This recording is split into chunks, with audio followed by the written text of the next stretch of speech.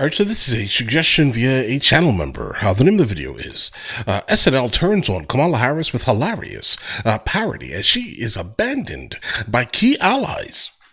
Alright, SNL. That's absolutely a shocking one because that doesn't make any sense, right? SNL specifically, almost exclusively, is a partisan, extremely partisan, like parody sketch show. So does it make all the sense in the world that they have done this? No, it doesn't. But let's go ahead and actually check this out, guys. Let's jump into it. Saturday Night Live has turned on Kamala Harris. Yes, the historically left-leaning sketch show is joining other rusted-on Democrats who are abandoning Kamala Harris in droves. Sky News All Stars Rita Panahi, Morrow and Kosha Gada take a deep dive into Kamala Harris's week from hell and ask whether it has affected her polling numbers in the lead-up to the election. Okay, well, I mean, let's go ahead and try to figure this out here for a second. Now, like, if SNL did something and it was incredibly scathing, then most likely people just laughed at it. I personally do not think SNL or the base of people who actually encounter SNL on a regular basis are going to change their overall opinion, with who they're voting for. I think they'll laugh at it, but yeah, no, I don't think they're going to change anything. But either way.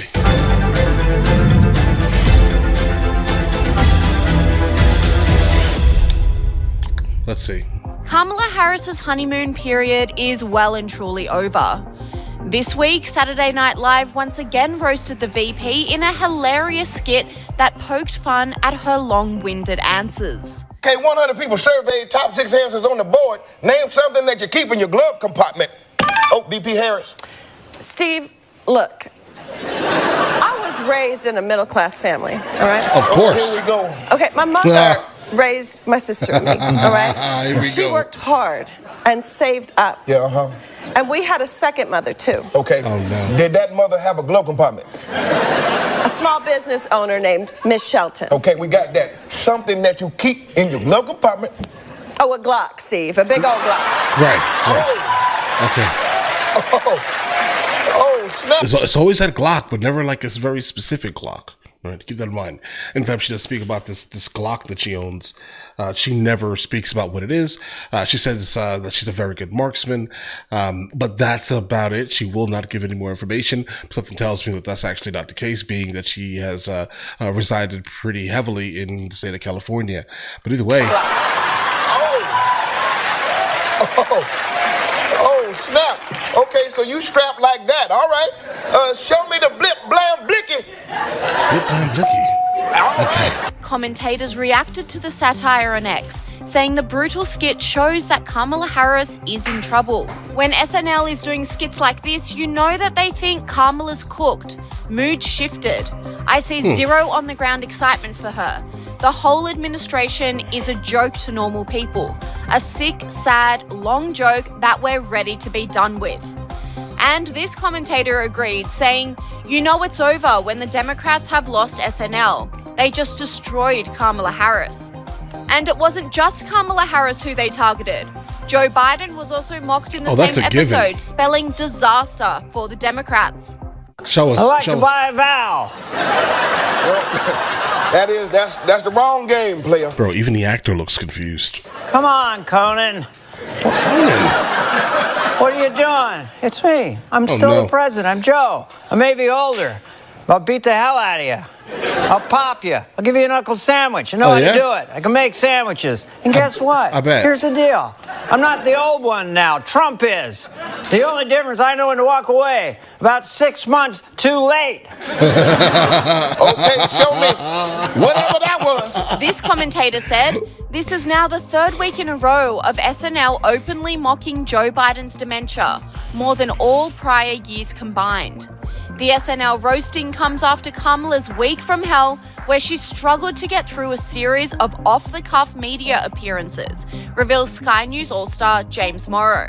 And speaking of teleprompters, Vice President and would-be future Madam President Kamala Harris found herself speaking without a teleprompter this week. I'm sure that went terribly. What sort of off-the-cuff words and wisdom she had to offer. It's about to be a whole lot of nonsense, guys. So when we think about What's at stake in this election? Whoa, it's packed with some stuff. It's packed with some fundamental stuff. Well, why are they clapping? I say rather articulately. She didn't say anything. Oh yeah, it's packed with some stuff, all right. Woo! James Morrow then went on to reveal Kamala Harris's supporters are abandoning her in droves following her recent chaotic media appearances. Despite these sorts of near-daily performances from Harris, the race between Donald Trump and Kamala is effectively tied. But there are some serious warning bells that key demographic groups without whom Harris cannot win the election, are abandoning her in droves. Like, for example, male voters who are worried about the economy and their jobs and for the most part don't know what a brat summer is and don't respond to the Democrats' scare campaign on abortion, which is about all the Democrats have left. Sky News All Stars. And that's the reality, right? I really truthfully cannot see what the Democrat Party has for a straight male. I don't really see it, right? All Kamala Harris talks about is one specific thing. If you like deleting babies, I guess as a sport, go for that, right? I think that's all she basically talks about. That's all she says, it seems. And that's not my thing, right? So, that's going to be a no. But I will say though, really quickly, when I do think about, if she does have any, anyone on the ground, let's say, talking about her, yes, absolutely. Okay. You may not specifically hear it, but trust me when I say, Black American women, this is all they talk about.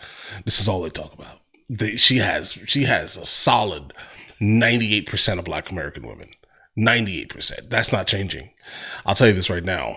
And I've also never heard a Black American woman talk about she's watched SNL neither. So that's something new also. But either way. All Stars Rita Panahi and Kosha Gada agree, highlighting another colossal Kamala media fail from the week. Kosha, while Florida is hit with Hurricane Milton, which has pounded the state with ferocious 100-mile-per-hour winds, producing a series of devastating tornadoes, the vice president, the woman who wants to be leader of the free world, was kicking back, having a beer with late-night lefty TV host Stephen Colbert. I'm just curious. Okay, the last time I had beer was at a baseball game with Doug. Okay, so cheers. There you go. Is that even beer? Ooh. Kosha, we have hundreds dead after Hurricane Helene. We've got many more missing, injured, homeless. Hurricane Milton was about to make landfall in Florida, and the Veep is lying about the Florida governor, Ron DeSantis, and giggling and drinking beer with Colbert. I mean, to me, that should be the next Trump ad. And it probably very well will be, Rita, before this hour. Okay, guys, the concept of lying about DeSantis, that's a little bit tricky. Make sure you guys actually fully, research that topic specifically. Because it's definitely interesting. So obviously she's running for president. So obviously what would she do? She will try to speak to, whatever state is having the most issues. Hence the reason she most likely contacted Florida. And obviously DeSantis is like, bro, you've never spoken to me before. I've spoken to Biden, but why are you going to speak to me now? Right. So I think that somehow wires have gotten crossed. I'm not sure that would constitute as a lie. At least that instance. Okay. Other instances, most likely. But that instance, I don't know, it's a little weird. Colbert. I mean, to me, that should be the next Trump ad. Form your own decision, an opinion on that.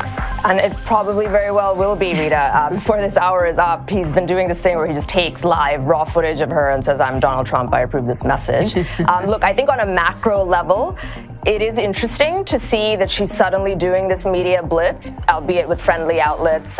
It is, I think, telling a little bit because it's an about turn from the strategy her campaign was pursuing in the last 35 days or so.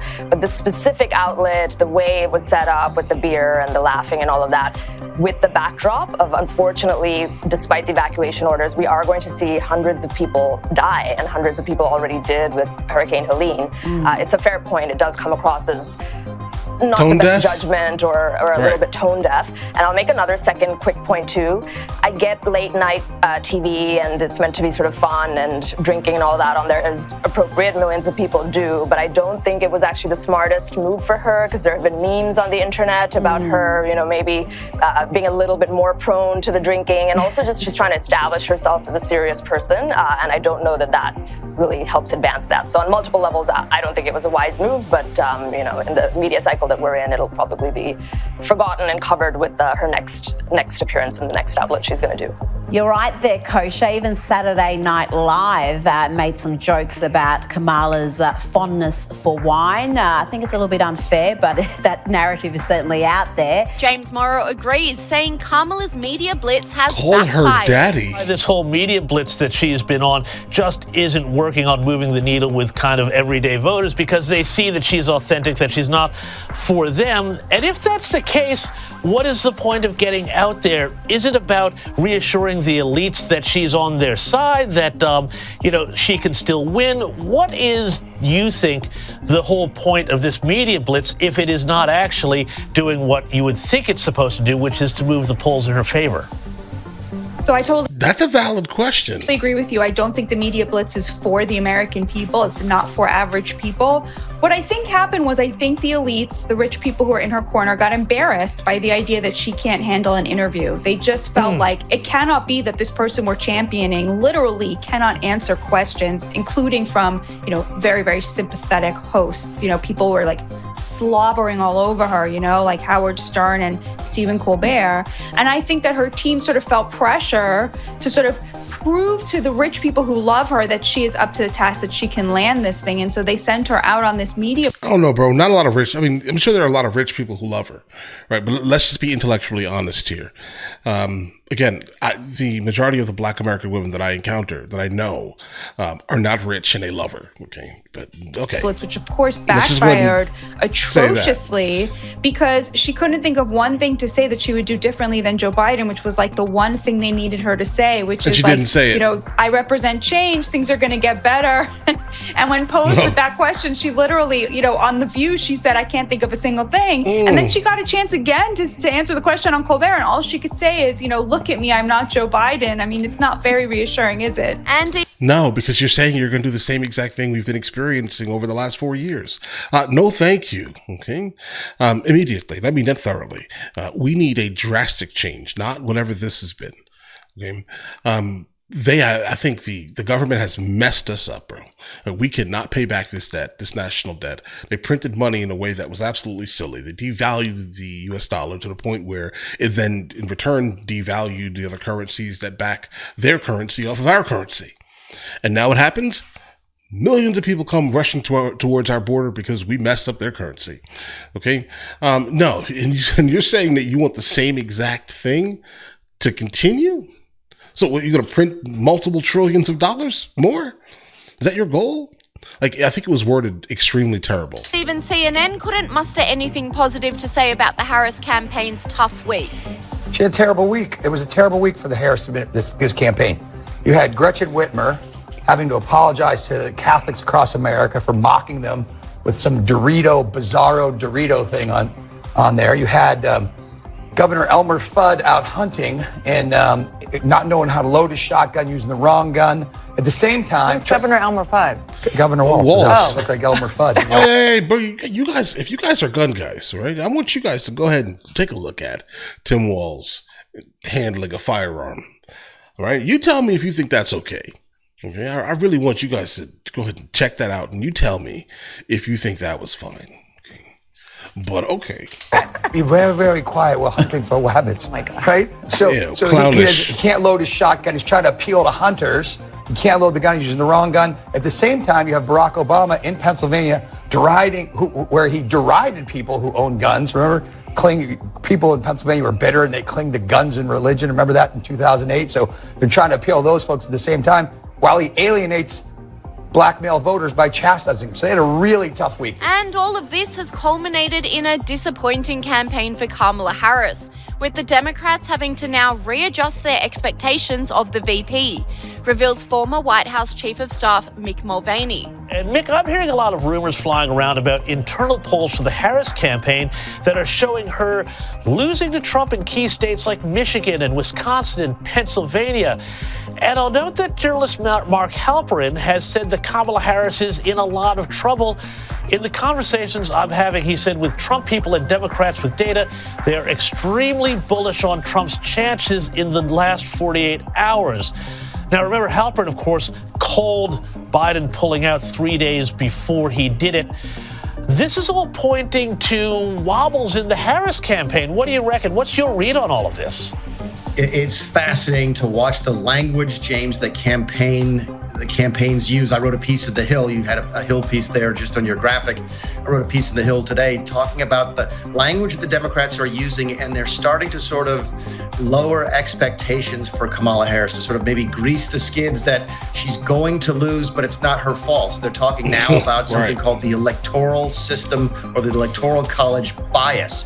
Now it's unfair that the Democrats have to win so much more of the popular vote in order to win the presidency. Of course, the popular vote constitutionally in this country doesn't make any difference. But I think what you're seeing from Halperin, you're seeing from a lot of high-ranking Democrats inside the Kamala inner circle starting to hit the panic button. They're seeing some data that really bothers them. Now, that being said, there's some language out of the Trump campaign that makes me wonder if they're not seeing some data that worries them as well. He came out today and talked about offering tax deductibility for interest payments on cars, something that every Democrat candidate has talked about for a long time. So I think both sides are a little bit worried, but right now I think the Democrats are starting to get a little bit more worried as we get into these last 3 or 4 weeks. And the polls are in line with Democrat thinking, with recent results showing a very tight race. Of course, the election is on November 5, and it appears that Donald Trump has turned the dial his way just weeks out from the US election. It may only be slight, but joining me live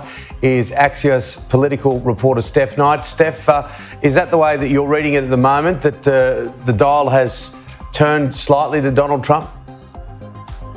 He has certainly made some ground in some of the key battleground states that he would have to win in November to win the Electoral College, specifically in Michigan and Wisconsin. But, I would note that we continue to see every single poll that comes out, both the national polls and also these battleground state polls, they are within the margin of error. It's really hard to overstate how close this election seems to be at this point. It's wildly Harris close. Has had only recently been slightly outperforming Trump in some of these polls, and also the shift from President Biden at the top of the ticket to Vice President Harris at the top of the ticket also means that there are slightly different states at play because of the different appeal that Harris may have compared to Biden. But there have certainly been some encouraging polls for Trump this week, but we do seem to see that change just about every day, every week.